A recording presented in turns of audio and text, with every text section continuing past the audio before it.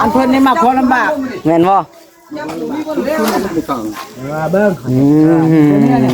อันพูดเก่ามันนั่นละ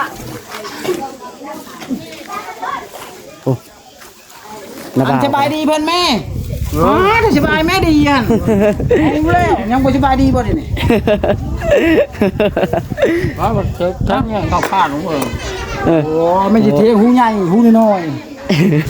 เลาะเพิ่นนี่กำลังเอาต้ม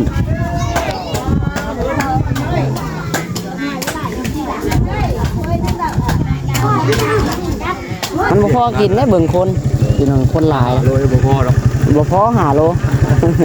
สิไปเอาต่อบ่โอเคจ้ะอันบ่เพิ่นบ่ทันได้มาดิครับแม่นพี่น้องบ่เวียงให้เช้าเอาจังได๋กันน้องดาวเซาไว้อยู่ดีมีแฮงพี่น้องเนาะสิมื้อเฮือนต่อบ่ได้ว่าอะไรนี่เอาจังได๋ก็อยู่ดีมีแฮงสบายดีน้องดาวเป็นจังได๋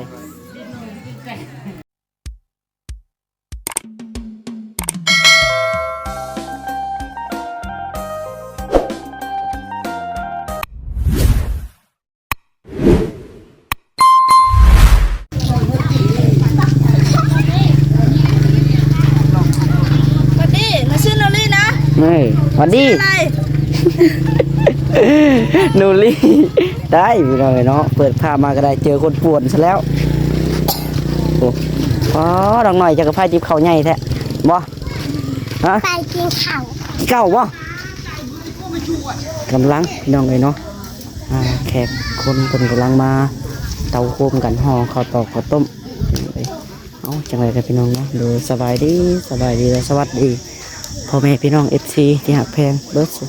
คนพี่น้องเนาะเบิร์ดสู่บอลพี่น้องเลยบอกว่าจะเป็นพี่น้องฝั่งไทยพี่น้องฝั่งลาวทางต่างประเทศพี่น้องเนาะยินดีต้อนรับทุกท่านเข้าสู่ซองน้องชายหลายอีกคือเก่าคือเดิมพี่น้องเนาะเพิ่มเติมนี่มาอยู่กับเรียกงานพี่น้องเลย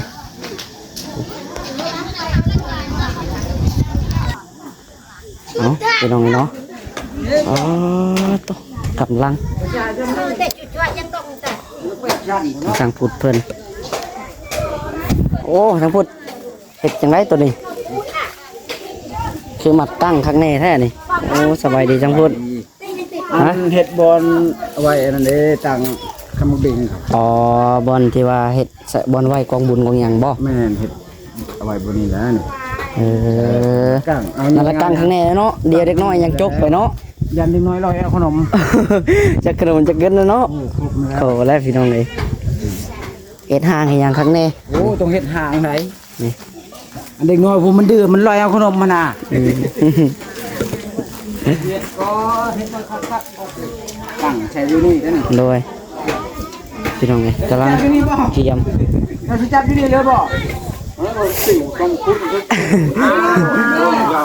อันเพิ่นนี่มาขอลำบากแม่นบ่เบิ้งอันพูดเก่ามันนั่นละ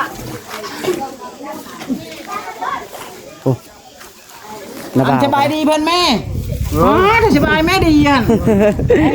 ยังบ่สบายดีบ่ดินี่ว่าบ่เช็คทั้งแง่เข้าข้างของเพิ่นโอ้ไม่สิเทหูใหญ่หูน้อยไอ้จิบแทงหูใหญ่หมดพมัดได้กับพ่อละติมาได้เลยอันนี้พ่อจะว่าไปเอาเด็กรวดยืนกับมัดอันนี้พ่อมัดหาเด็กรวดพ่อบอกว่าพ่อไปเอาอีกได้อย่างไรอยู่นี่ฮะได้ยินเป็นไก่บ้านมายังจกคุณพ่อโอ้ยถึงอยู่เป็นยังใจพี่น้องเลยเนาะคนบ้านไกลเคียงนี่แหละหากันมาห่อข้าวตอกข้าวต้มวันนี้ห่อข้าวต้มพี่น้องเลยเป็นมือน้อย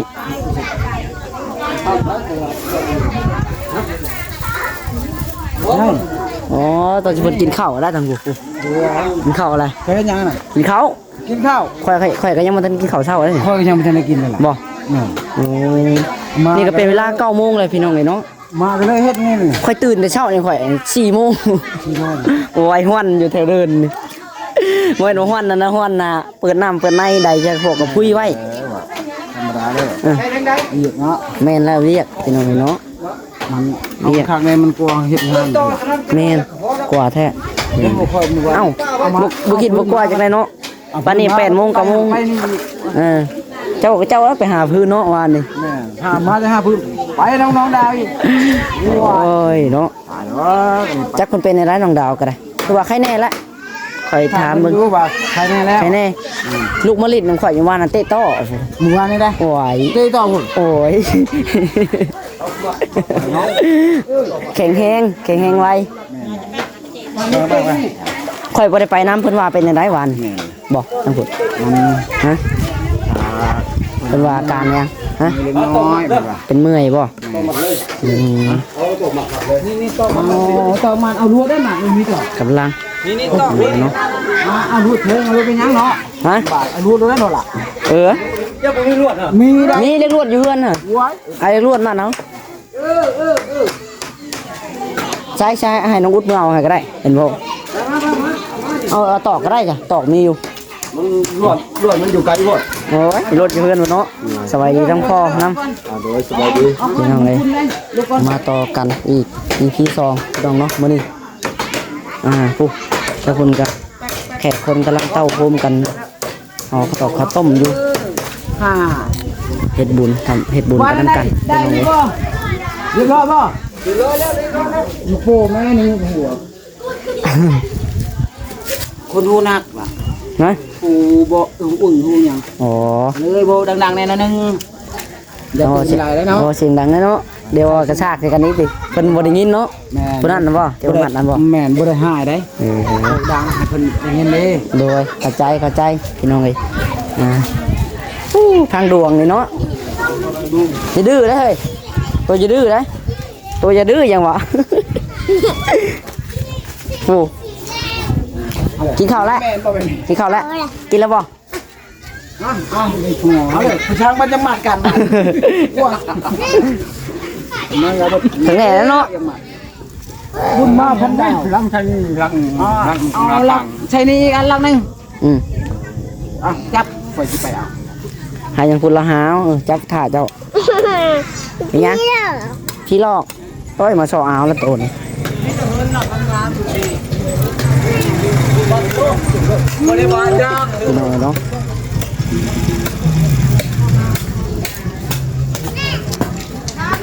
เลาะเพิ่นนี่กำลังเอาต้ม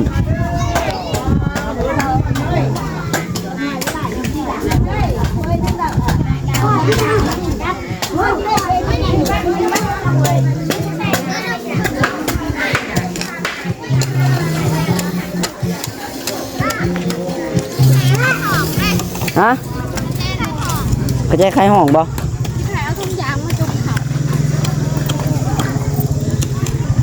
เอาพี่น้องเลยทางพ่อจะไปใช่พ่อ ไปอาหารมาเพิ่มพวกกินมาเพิ่ม มาเพิ่ม เพราะว่ามันเศร้าที่ซื้อ5 โลนี่ โดย เดี๋ยว เท่านี้ ถึงจะ2 โลมาต้ม มาเพิ่มเนาะ ก็มันเป็น มันบ่พอกินได้เบิ่งคนพี่น้องคนหลาย โลยังบ่พอหรอก บ่พอหาโล สิไปเอาต่อบ่ เอามาต้ม โอเคจ้ะ มันบ่าวเพิ่นบ่ทันได้มานี่ค่ะ แม่นพี่น้องบ่เวียงเฮ็ดบ่มีเงินซะบุญมาเอ้ย เอาไป ไปเอานี่เชื่อดมบ่ เอาไปซื้ออันไหนเอาอัน ได้พี่น้องเนาะเชื่อดมเอาตัวไหนนี่บุญมานี่เอาตัวนี้ เอาน้ำเอา ไปเปิดเพลงพี่น้องเลยพี่น้องเนาะเสียเงินให้ประธานบุญมาอีกแล้ว มาดึงหาไปซื้อขนมโอ้บุญมาเลยเสียงเพลงพี่น้องถ่ายใกล้เพิ่นบ่ได้เอามาเบิ่งสังกุดจอแล้วน้องหลาก็ได้ ดู อ๋อ เด้อมองหาอย่าเด้อ ฮะ ไปขึ้นมาก่อนใจจังมันลูกเจ้าคือว่าลูกเพลงอะลูก พี่น้องกั้งข้างในรีรอเนาะนี่ แม่นแล้ว เต้นบอลคนนั่งตัวนั้นล่ะเต้นตัวตั้งตัวนั้นเนาะ ได้ยินข่าวเอาหมอลำเรื่องกูได้มาเนี่ย ฮะ หมอลำเรื่องกูได้มาเนี่ย แม่นบ่ซะ แม่นเลย มาเรื่องบ่โอ้อยากเบิ่งอยู่ซะ เบิ่งบอก โอ้ย มาเด้อพี่น้องเด้อหมอลำเรื่องมาแน่นอน หมอลำซิ่งบ่เห็นบ่ ลำชิงก็มี เดี๋ยวหมอลำซิ่งแรงหอยมันก็ม่วนแล้วเนาะบ่มีที่หมอลำซิ่งนี่บ่มีตู้มีหยังดอกเนาะ ม ปัจจัยน้อยธรรมดานี่หมอลำเรื่องไผสิเป็นกับผู้แสดงเจ้าบ่เจ้าว่าจังหวัด ทีมงานเดียวกันนี่แหละ เออ แสดงชาติว่าเล่นเลยมัน ผู้ขายเครื่องก็ฉลาดไว้เนาะมาหาคนหลายๆเราก็ได้ เนาะ โอ้โหอลี โอ้บ้านหนึ่งนะได้อยู่ โอ้ข่อยอยากเชียร์ให้ประธานบุญมาเมื่อกี้นี่ เชื่อประธานเพิ่น โอ้มาจองแข่งกันไปอยู่ชื่อดมเน่ผมอยากเนาะ เออ ของหมักเด็กน้อยมันก็แนวมันเลยอ่ะเอาเรื่องนี้ใช้แผ่นแค่ยังดี จะเป็นชีดีบ่ แม่นแม่นำเรื่องอย่างนั้นแผ่นชิ้นดีดี โดย ถึง ใช้ผู้ช่วยเป็นไปยังไงซะ ผู้ช่วยเพิ่น ฮะ เพิ่นจักบ่ชื่อหยังผม บ่โอ้ฮ้อนเลยจังบ่เอ้ย มาชื่อก่อนบ่ น้ำก้อนนี่ยังทันได้เนาะน้องหมายนี่เพิ่นยังทันนานได้เนาะ แม่นครับ น้ำก้อนน้ำแข็งพี่น้องเอ้ย รถไทยรูปไปเลยนะ เอารถค่อยก็ได้ไปซื้อ งามดิ โอ้ยรถค่อยยันบ่รอดอยู่ซั่นสุดค่อยขี่ไปนั่นแม่งตีนสิรุดเลย ไทยเอาเล็กอยู่เรื่อง ดีมันแตกนะดังกรอกแรกยังบ่ได้เปลี่ยนเลย เอาตัวนั้นแหละ เมื่อรถเจ้าแล้วเนาะถ้าบ่าวเวียงเพิ่นมาก่อนเอาบ่ถ้าเพิ่นบัดบ่ได้หาบ่มีเงินบ่มีคำแน่นอนสิซื้อ แม่นแล้วไป เฮ็ดน้ำ มีทงนี่ผมมีไป แม่น ยังมีใช้เนาะ แม่นนั่นแหละมันต้องใช้เงินคือเก่านั่นแหละกะจักใส่น้ำมันรถน้ำมันล่างเนาะ เอาไปใช้เงินไปแล้ว เสร็จเพลงแดนมาก็เต้นได้จังฟุตบาทนี่ เปิดแม่งเลย พอแล้ว บ่ ข่อยยังงานเสียงเพลงอยู่ไหว นี่อันปิดก่อนเสียงเพลงกัน พี่กะยากะยาเพิ่นมาขายเครื่องเพิ่นคนหมดเนาะ เฮาก็ถอยเอาห่างๆเลย ที่มาพัฒนาเนาะ เจะเพิ่นหายได้เนาะ มาบุญเวลาปิดเพลงเนาะโอ้รู้แมนแล้วงานบุญสั่งปิดเดี๋ยวบ่ได้เนาะ บ่ได้แม่นนี่เนาะ เมื่อแล้วเนาะ ไหว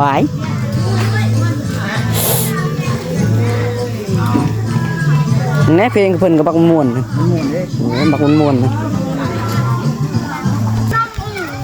เอาไปน้องเลยถอยห่างมาทางนี้บัดมาพ่อ ไปนั่งก้อนหาวันนั่งถามอาการก่อนนะเป็นอะไรเรื่องอื่นอ๋อต่อสบายดีน้องดาว โดย เป็นอะไร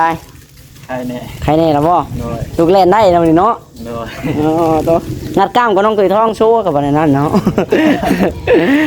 ไปจะแข่งเองก่อนเดี๋ยวพี่น้องเลยใครแน่บัดนี้ทางน้องดาวเพิ่นพี่น้องเลยเพิ่นว่าในไรเพิ่นตรวจวานนี่จื้ออยู่ว่าเพิ่นว่า บ่เจอ หืม เป็นอะไรว่าอาการ นี่จากพูดในสัมภาษณ์นะ บ่เจอบ่เจอ จะเพิ่นว่านั่นน่ะเนาะ คือว่าบ่เจอ ค่อยว่าได้ไปน้ำค่อยเลยบ่ฮู้อันนั้นนั่นแหละมาถาม หมอบอกยังไงคือว่าอะไรคำเดี๋ยวฝากหมอบอกจังไดยาสอบ ใครแน่แหละพี่น้องดีแล้วซื้อขนมยังมากินบาท ใครได้บอกพักแม่ถามมันวนเลยคนกันยากขนมกันไหมคือว่าชมบูรณ์แบบ ดีแล้วใครแน่วันนี้เนาะ ใครแน่เลย ยอกหมูก็เป็นนะหวาน เอาพี่น้องไงถือว่าดีขึ้นอาการดีขึ้นเอาดีแล้วดีใจน้ำโดย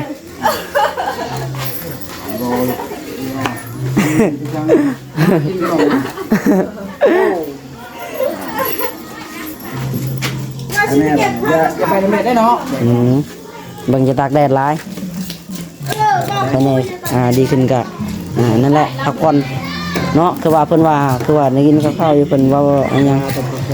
คน สุขภาพเองแน่ แม่นขาดอันสุขภาพเพิ่นว่าพี่น้องต้อง คือนอนแข่งกัน ฮะ คือนอนแข่งกันคนน่ะ ส่วนนอนแข่งกันบ่ ย่อยเลย อ๋อต้องนอนแข่งกับน้องดาวก็ได้ใช่เนาะ เคยนอนพาเลย คนแข่งแห้งอยู่เนาะไปสินอนเนาะต้องหายเวียกแล้วเนาะ ยางคือเด็กที่แดนผู้เดียวจะจับไอ้คนผู้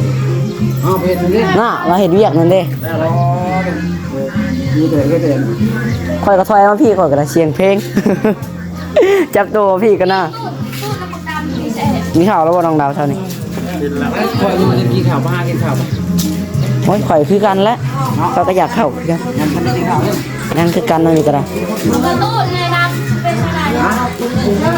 ไปจ้ะพี่น้องเลยเดี๋ยวขอตัวให้ข้าวเอาจังได๋กันน้องดาวเซาไว้อยู่ดีมีแห้งพี่น้องเนาะสิมื้อเฮือนต่อบ่ได้ว่าอะไรนี่เอาจังได๋ก็อยู่ดีมีแห้งสบายดีน้องดาวเป็นจังได๋ สวัสดีพี่ป้าน้าสาวบ้านไทย เอ็ด สาวบ้านคุณพ่อ เนาะ นักที่ห่อข่าวต้นคนรับประกาศหลายคนไปชื่อซอยแล้ว มาห้องมาเถิดไปเด้อพี่ป้าน้าสาวครับมาทำพี่เด้อ โอ้ เอาเด้อเพื่อนน่ะสิพักไว้เป็นลูกหลาน เอาไว้อ้อเพิ่นก็ชื่อใครก็ชื่อเครื่องช่วยละลายแล้วพี่น้องเอ้ยจับกระทกลำหวานจับไม้ลำหวานนี่ ของน้ำตาลเนาะด้วยข้าวแก้วแม่น้องไปดูสิพันเช่นอะไรนี่เฮ็ดบนอันนี้บ่บ่เฮ็ดกินบ่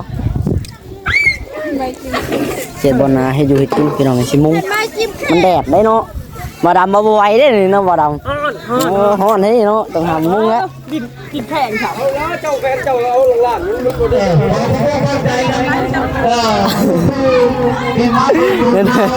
มือนี่มีเงินเรารวยเด้อสร้างทำไมหุ้นนาสร้างต่อหน้าให้หุ้นใหญ่ซื้อบ่ให้รถตาแพงบ่ให้แพงด้วย โอ้สาธุเอาซะ แก้เข้าไม่เข้า เฮ็ดบ่น้องจ้อยญาติใหม่นำเราเอาแม่สบายดีว่าจิ ราคา5,000ปีบ่ได้แพง ลารีวิวขนมลาวเฮ็ดได้จังพูดหลักล้านบ่ พระพุทธบุญนี้มีแต่ผู้ตอบลาบลามา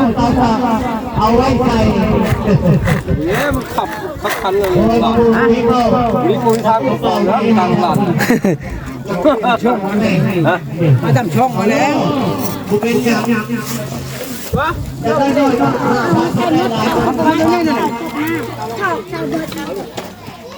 เอาเด้อ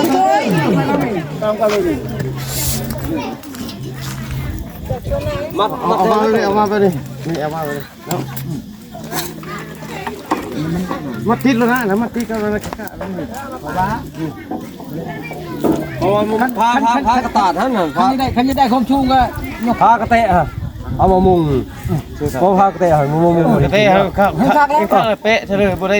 เนี่ยสองเพศเพราะแล้วบ่ได้ตอกแล้วก็พากระเตะบ่ว่างเลย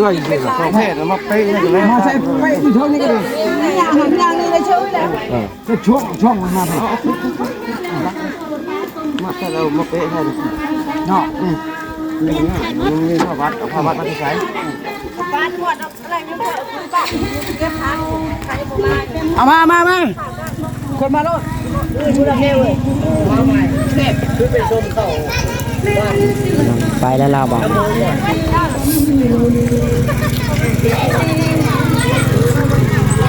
โอ้ย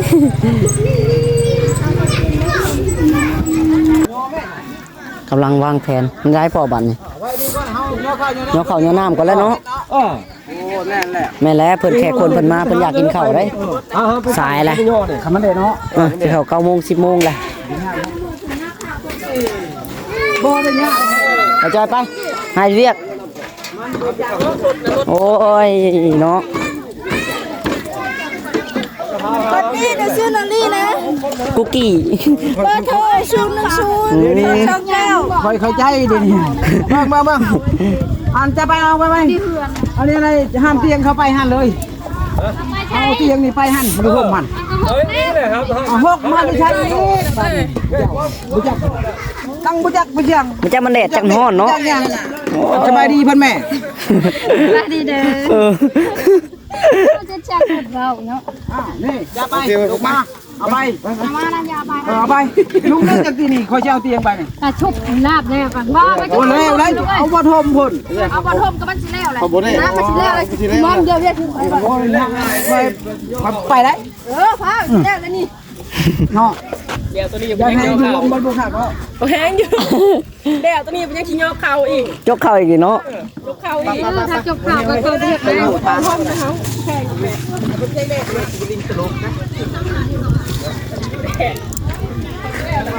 ได้กินมือได้กินกะติเบื่อจ้ะ นอนตากแดดบ่ไหว ต้มเล่นโอเคเลย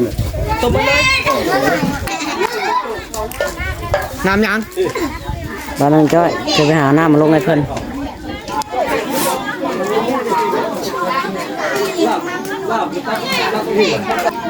ไปพี่น้องโอเคสำหรับคลิปนี้ก็ได้เนาะจะขอตัวลาไปก่อนพี่น้องไปต่อคลิปต่อไปนะพี่น้องเนาะมื้อนี้ก็จะได้ถ่ายกันยาวๆอยู่ดอกพี่น้องเนาะถ่ายกันต่อๆเลยพี่น้องอันนี้ก็เวลาสมาคมแล้วน้องหลักก็จะพอโตก่อนจากนี้พี่น้องให้ทว่าคำบอกคำจากันในผิดพลาดหรือว่าบ่งามต้องกราบขอโทษขอไปด้วยแม่FCเบิดสุขสุขคนพี่น้องเนาะไปสำหรับที่นี่ก็จะขอกล่าวคำว่าสบายดีพี่น้องบ๊ายบาย